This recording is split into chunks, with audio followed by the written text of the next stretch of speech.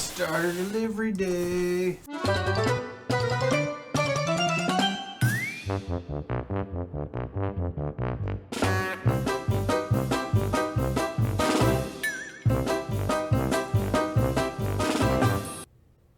Yeah, I'm never gonna paint all this. Ooh, what's new on Kickstarter?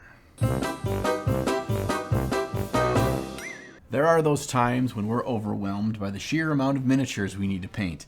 Whether it's from a new board game that we kickstarted, or maybe it's a pile of 3D printed minis, or even that new giant unit of Warhammer models for your army. And quite frankly, sometimes we just need to come to the realization that those models are never going to get painted at the current rate that we paint our miniatures. So we need to come up with a way to paint them fast and to have some fun doing so, or they'll always be gray. So today we're going to go through my favorite way to knock out painting miniatures, whether you just need to get something done really fast, or you don't particularly like painting, or maybe even you're just new to the process and you need somewhere to start. And I'll be showing you two separate ways through this process, one with an airbrush and one without. This way you have no excuses. My friend just recently got his Bard Sung Kickstarter by Steamforged Games in the mail, and we're going to start playing the game this Saturday. So, in order to showcase the airbrush method, I'm going to get some color on all 13 of these minis in one afternoon. First step in the airbrush method is to prime our models with an airbrush, and I'm using the airbrush contraption that I showcased in the video you're going to see in the top right corner of your screen. And this is a great entry-level point, and even if you don't have any experience in airbrushing, you can achieve the results from today's method very simply, just using this sucker. No matter what color I'm going to end up painting these miniatures, I'm always going to start with a white primer,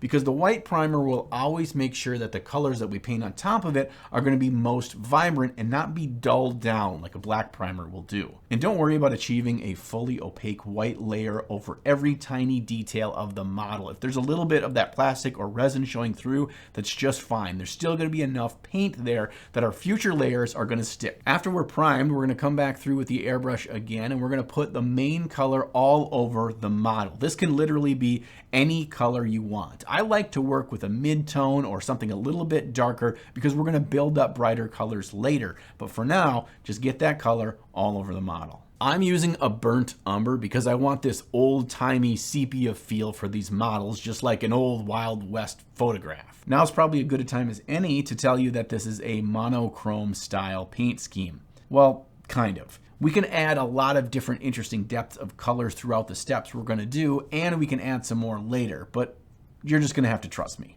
We're just going to do one coat of this main color over our white primer. That white underneath will keep the color nice and vibrant, but we will go through with a second pass from below, just hitting the model to show the areas that would be in depth or darkness in the recesses to have more areas of shadow. Simple so far, right? Okay, let's keep moving. We're going to do what's called a zenithal here. And I'm going to take an off-white color and spray this gently from above over the entire model. You can use any wacky color you like here, something like a pale blue or a pastel pink. I just really recommend you have something that's nice and vibrant and bright. If you don't go bright enough now, you're going to regret it later when we don't create that nice, bright, vibrant, poppy impact that we're going to look for to make the models pop at the table. A key part to this step is that you don't want to hose down the models. Be very gentle. Just barely pull back the trigger on your airbrush, or if you're able to adjust the PSI,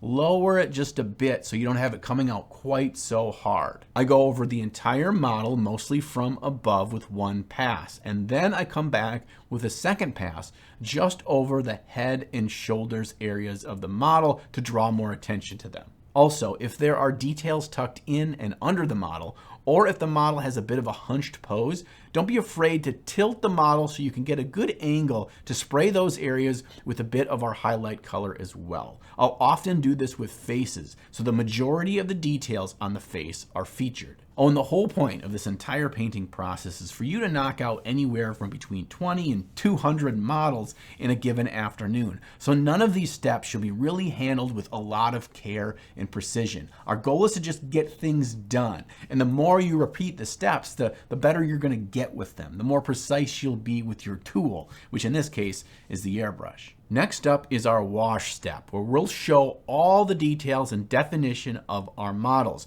The oil wash is our secret weapon here. You could certainly use a pre-packaged wash from a mini painting company, but those tend to tint the entire surface of the model way more, and they don't give us those big jumps in dark contrast in the cracks and details like an oil wash does. I simply mix up a bit of the paints with mineral spirits in a cup.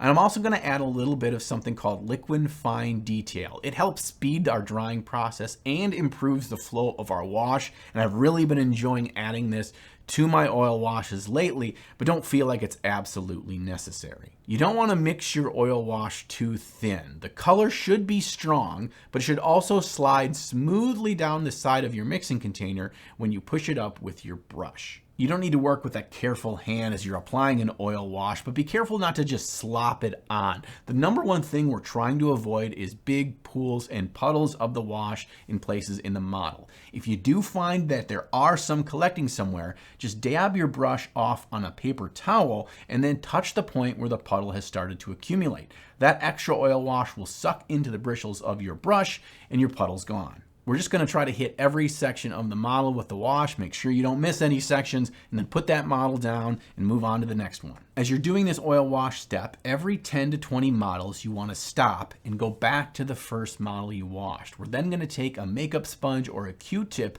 and remove that oil wash. You just want to barely touch the model with your sponge. You don't want to be pushing down with pressure and suck up all the oil from the details that you just laid down. Focus on just the upward facing surfaces and bring those back up to our highlighted areas beneath the oil wash. I like to focus most of my attention around the head and shoulders of the models, but you can hit every area you like. It's going to take our oil washes about 30 to 60 minutes to fully dry. So while we're waiting on that, let's head on over and try the other method of this system that doesn't use an airbrush. I've been printing like a madman on my new Frozen Sonic Mighty, and I gotta say the quality on this thing is just bananas and the print bed is massive. So I'm gonna have a whole lot of printed minis now that I need to paint at some point. I'm just gonna grab one of these cool little ghouls by Broken Anvil minis that I printed this week and start with the same white prime step as before. And yes, on screen I'm using an airbrush for this step, but that's just because I already had it out.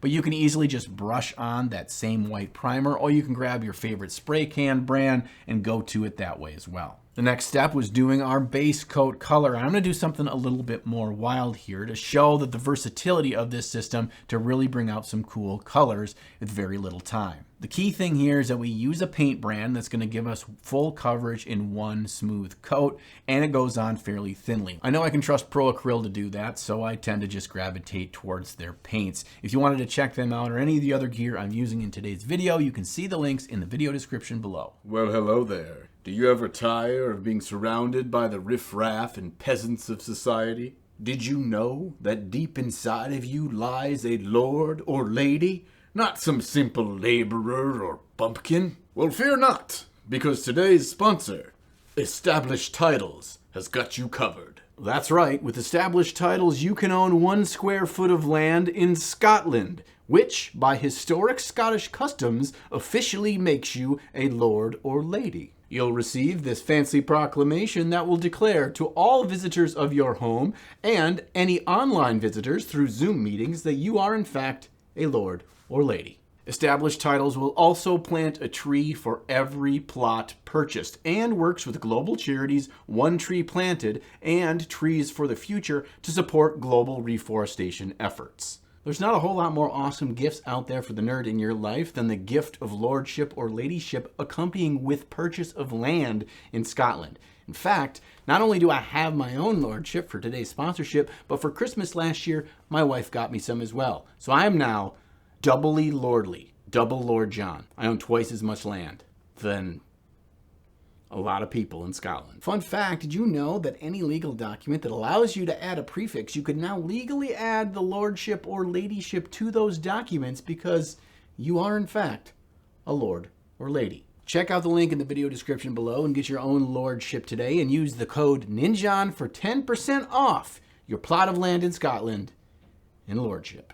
Instead of using our airbrush to build up the highlights, I'll be using a dry brush instead. And I'm going to be mixing up our colors a bit here to show you how we can achieve some really cool things, like achieve an undead looking flesh for our ghoul. A couple things with the airbrush I'll recommend. First, that you use a nice firm bristle round brush. I don't like the floppy makeup brushes, especially for stuff like this. We're actually going to get a bunch of detail. Next thing, make sure your dry brush isn't completely dry. Don't dry it off on a paper towel or soak all the moisture out prior to adding your paint. If you do that, you're just going to end up with chalky, grainy looking models instead of nice smooth ones. Before I put the brush on the model, I like to test how much is on the dry brush using the back of my hand. That way I don't hit the model with way too much paint that's still on the dry brush, or I realize maybe my brush is dried out a little bit too much and I need to go back for more paint first. I use gentle, soft strokes over the entire model, focusing more on the upper portions.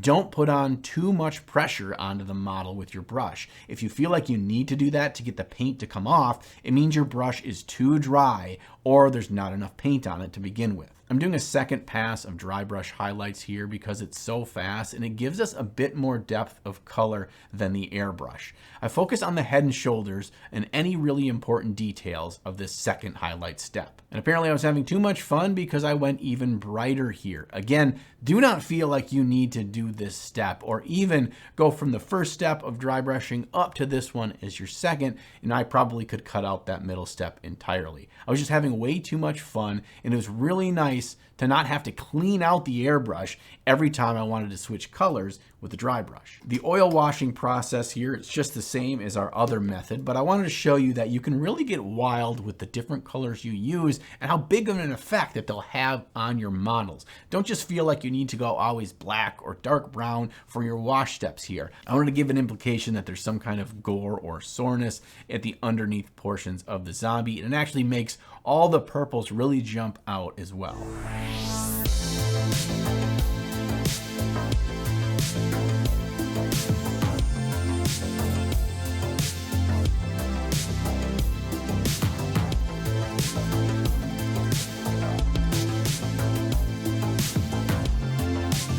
All right, back to the airbrush version, and we're gonna bust out the dry brush, apparently. No matter what kind of washes that you use, there's always going to be some form of pulling back down our highlights, which isn't a bad thing, but here we want to push them back up again. So I just take a bright ivory color and go over all the heads and shoulders and interesting details of the model really quickly and move on to the next one. Trust your gut with how many of your details you really want to pick back out, but just don't even bother with the bottom half of the model. In fact, we really want to keep the full depth of color in our dark areas down there with the shadows, and if we cover them all back up with another thing of highlights, it's not going to be as cool. Our airbrush version of these models is now fully complete, but honestly it took me like an hour and a half to paint all 13 of these models, and that included about a 30-minute wait time for the oil wash, so I decided I was going to push them just a little bit further, and I just used a regular brush, and using that same bright ivory color popped out a few of the really important details around the face and weapons, and to really make them stand out at the table. Again, do not feel you need to do this final step. In fact, if you were doing a full unit of 30, 40, 50 models, I would highly recommend not doing it. One of the things I really love about this painting method is it's an awesome foundation to even push your models further. You can take any model you want up to this standard using your base color as the main color that's on the model, and then go back through with thinned down glazes or contrast paints or speed paints over all the different surfaces of the model, and you can build in those nice interesting colors for the different materials. And you get the extra bonus of the color you used underneath still slightly showing through as you paint different things like the armor and the pants. It'll bring a cohesion to the whole model. It'll feel like you really were knowing what you're doing the entire time by building in this color depth together. And the final steps of the no airbrush method are the same as the airbrush method. Obviously, we weren't using an airbrush for those final steps. Another gentle dry brush with our brightest color, and then final details with a brush if you so choose. The last thing I do is paint the base and or base rims all black, and then I hit everything with a nice coat of matte varnish so they're all safe for the gaming table. So that's it. That is how I paint my models when I'm lazy and I still need to get some crap done. But don't feel like these are throwaway paint jobs. Any hour that you spent painting whatever paint capacity, just like this method, will actually make you better overall as a painter. And you can actually get quicker at this method. You can improve your final products. And like I said, you can add additional steps to really have some awesome looking models. I hope you lords and ladies enjoyed this video. And if you didn't, well, I needed these minis painted for the weekend anyway, so at least I got my minis painted. But if you do enjoy the channel and you want to support me in making more videos, please, please, please hit that subscribe button below. You can also support me on Patreon, which is the #1 way that I get support to help continue making these videos every single week. I hope to see you back again here real soon, and sometime between now and then, make sure you slay the gray.